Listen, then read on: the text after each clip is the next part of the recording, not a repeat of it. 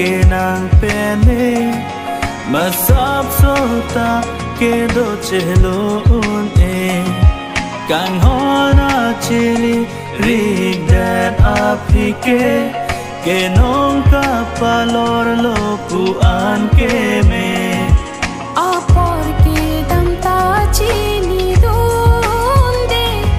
nang pen che tong long lo te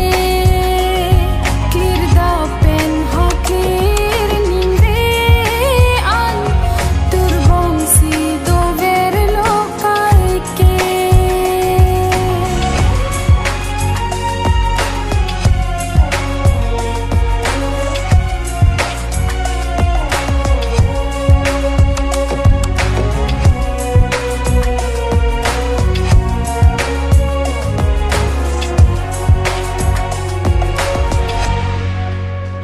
nang phan kai ke sing doi har chi ben che klang kai ke la hendo ovi atomo ke toke pere cho jak non ave sing che chor che don pe me itu akang hon pa prai un e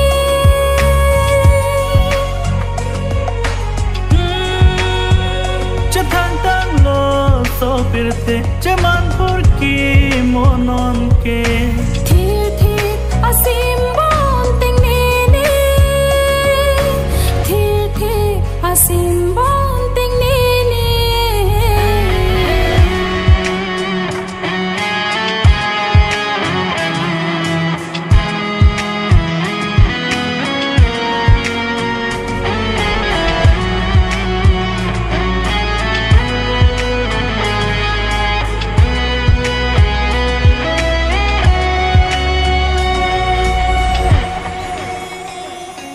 ni kaya no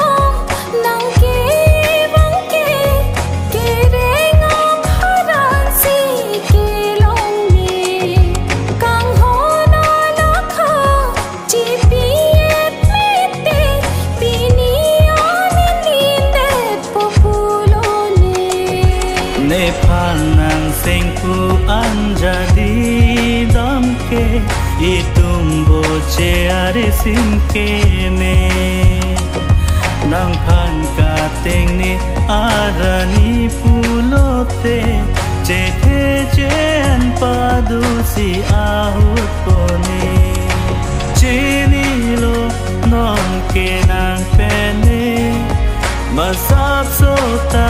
ke do chelo un e ni ko som ke to don the ko rig that up nang ning cepa biri nevang raprangi ke me